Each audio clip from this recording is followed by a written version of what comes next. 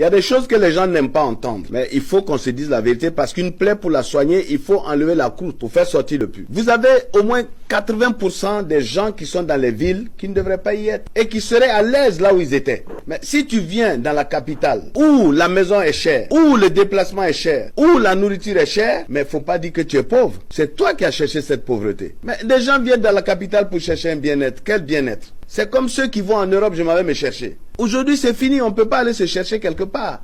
Il faut des compétences. Tu viens en ville, tu as quelles compétences? Tu as quoi à monnayer? Tu viens parce que c'est la grande ville. Mais évidemment, acceptons que tu achètes les souffrances. Aujourd'hui, moi je dis qu'il faut que chacun soit à sa place. C'est comme quand tu prends une voiture. Le réservoir n'est pas le volant n'est pas la roue. Alors, les gens n'aiment pas la vérité. Mais vous savez, allez dans les pays développés, vous avez des Français qui n'ont jamais vu Paris de leurs yeux. Des Français qui n'ont même pas envie d'y venir. Ils sont bien chez eux. Parce que le problème, c'est ça. Tout le monde doit être un opérateur. Dans l'histoire d'une nation, tout le monde doit être un opérateur. Il n'y a pas de gens qui sont venus pour être des assistés, des pauvres, etc.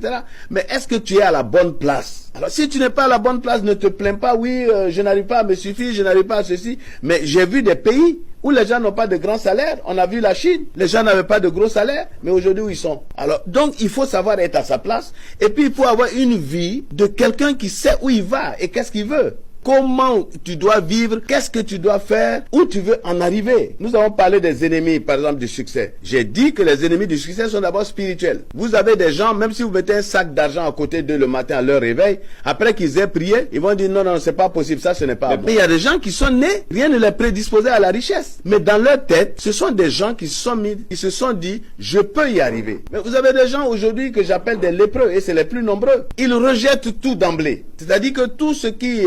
comment t'appelles ça? Ils peuvent s'asseoir, boire du thé jusqu'au soir.